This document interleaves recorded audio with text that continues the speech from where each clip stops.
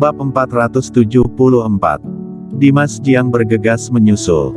Saat Marco Jiang berbicara, Kingston Jiang tahu bahwa ini adalah kakeknya. Ini adalah kakek yang mencintainya sejak kecil. Dia berbaring di tanah, menatap jurang di depan, menangis memilukan. Adegan masa kecil muncul di otak. Dia masih ingat dia duduk di pangkuan kakeknya ketika masih kecil, dan kakeknya mengajarinya huruf kuno dan beberapa pengetahuan dasar pengobatan Tiongkok. Tidak ada yang bisa dia lakukan dalam kebakaran di keluarga Jiang 10 tahun yang lalu. Dia mendengar anggota keluarga Jiang menjerit, berteriak, dan merintih kesakitan, dan dia tidak bisa berbuat apa-apa.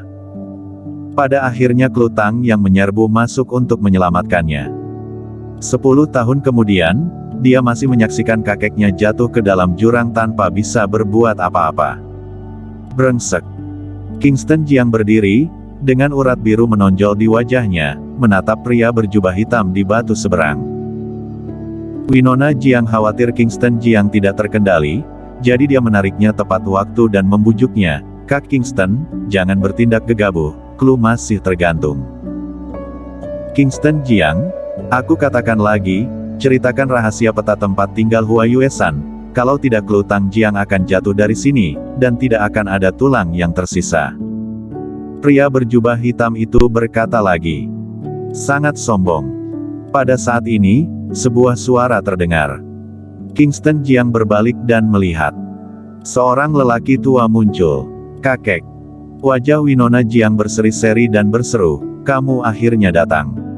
Orang ini adalah Dimas Jiang. Sebelum Winona Jiang naik pesawat, dia memberitahu Dimas Jiang tentang hal ini. Dimas Jiang juga khawatir terjadi sesuatu, jadi dia juga datang. Pria berjubah hitam di seberang melihat bahwa Dimas Jiang telah tiba, dan dengan satu sentakan, kekuatan tenaga muncul di ujung jarinya, dan dia langsung memutuskan tali yang menggantung Klutang, lalu dengan cepat melarikan diri. Tubuh Klutang seperti layang-layang yang putus, jatuh dengan cepat. Melihat adegan ini, Kingston Jiang tercengang dan mulutnya melebar, tetapi dia tidak bisa memanggilnya.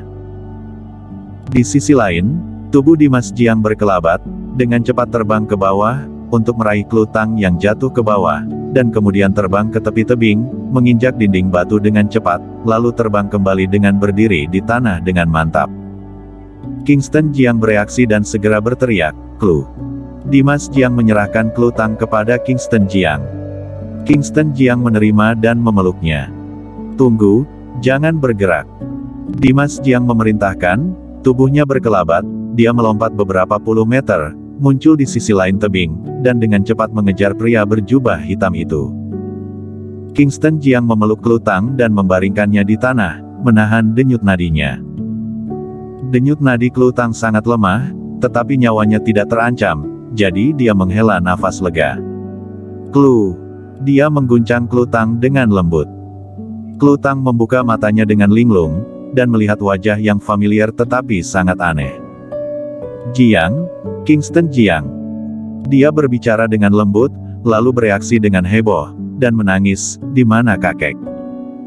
"Kakek, kakek." Kingston Jiang tidak bisa berkata apa-apa. "Ada apa dengan kakek?" Klutang berseru dengan cemas. "Klutang, kamu sudah tahu dari awal bahwa Marco Jiang masih hidup?" Winona Jiang bertanya. Klutang berdiri, memandang Winona Jiang, mengangguk dan berkata, "Ya, aku sudah tahu." Kingston Jiang memandang Klutang dan bertanya, "Apa yang terjadi?" Klutang mulai mengingat, dan setelah beberapa saat, dia berkata, "Terakhir kali Sylvia mengalami kecelakaan, setelah kamu pergi ke ibu kota, kakek mencariku dan mengatakan bahwa kamu dalam bahaya, tetapi dia tidak bisa muncul, jadi minta aku urus." Winona Jiang menatap Klutang dan bertanya, "Kamulah yang membantu Kingston Jiang untuk membunuh pangeran di ibu kota terakhir kali?" "Berpura-pura menjadi aku, mengeluarkan Kingston Jiang dari keluarga Jiu, dan kamulah yang melempar di gerbang pintu keluarga Jiang, Marco Jiang benar-benar mendirikan Aula Raja Surgawi." "Ya." Klutang tidak menyangkal, berkata, "Aula Raja Surgawi memang didirikan oleh kakek. Mengapa kakek membawa pergi Sylvia dan Kintiasu?" tanya Kingston Jiang.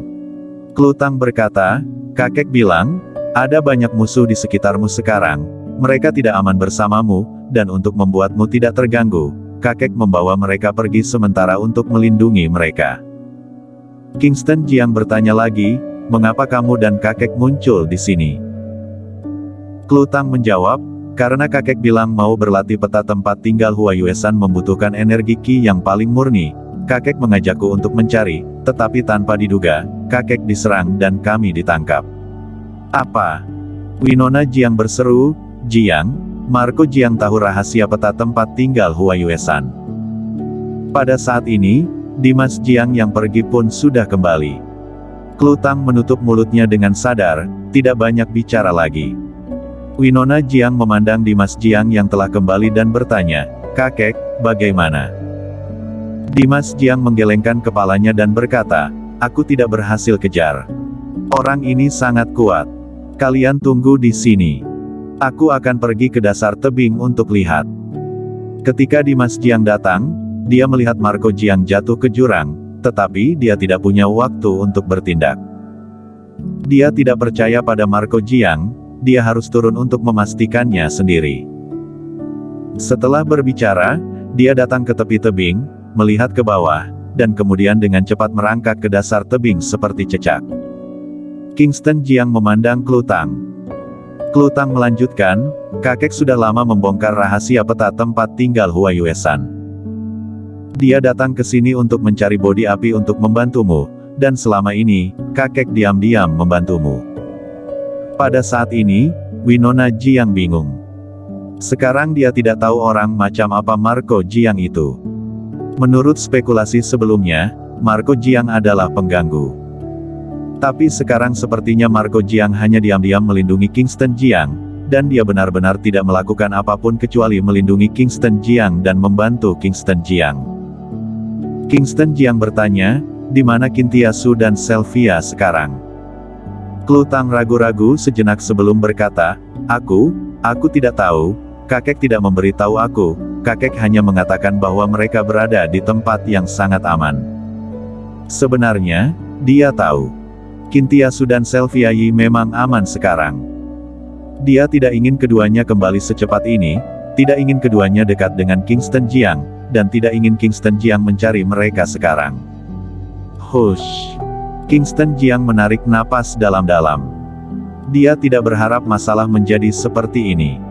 Tanpa diduga, kakeknya yang seharusnya meninggal 10 tahun yang lalu ternyata membantunya secara diam-diam. Hanya saja dia masih memiliki banyak hal untuk dikatakan kepada Marco Jiang, tapi dia sudah jatuh dari tebing. 30 tahun yang lalu, kebenaran tentang pertikaian internal keluarga Jiang, dia mungkin tidak akan pernah tahu. Apalagi yang kamu tahu? Kingston Jiang memandang Klutang dan melihat bahwa dia tampaknya tidak terpengaruh oleh suhu tinggi di sini, dan tanpa sadar mengerutkan kening, suhu di sini sangat tinggi, bahkan aku merasakan panasnya, tetapi wajahmu tidak merah dan tidak sesak. Klutang menjelaskan, itu karena ketika kakek sedang mencari bodi api, dia bertemu dengan ular api berusia 100 tahun. Kakek membunuh ular api, mengambil empedu ular dan memberikannya kepada aku, dan membantu aku memurnikannya, jadi aku bisa memiliki energi Qi yang kuat. Alam aku saat ini setara dengan 3 alam. 3 alam. Kingston Jiang dan Winona Jiang berseru pada saat bersamaan. Ini mengerikan, bukan? Hanya dalam beberapa hari, dia sudah tumbuh dari orang biasa tanpa dasar seni bela diri menjadi master 3 alam. Winona Jiang bergumam pelan, Marco Jiang ini terlalu menakutkan. Hanya dalam beberapa hari, orang biasa bisa memasuki 3 alam. Kingston Jiang benar-benar bingung. Orang macam apa kakeknya? Dia toh masih hidup, mengapa dia tidak terlihat dalam 10 tahun terakhir, kenapa tidak datang untuk melihatnya, dan diam-diam mendirikan aula Raja Surgawi? Dalam pertikaian internal keluarga Jiang 30 tahun yang lalu, siapa yang benar dan siapa yang salah? Bersambung.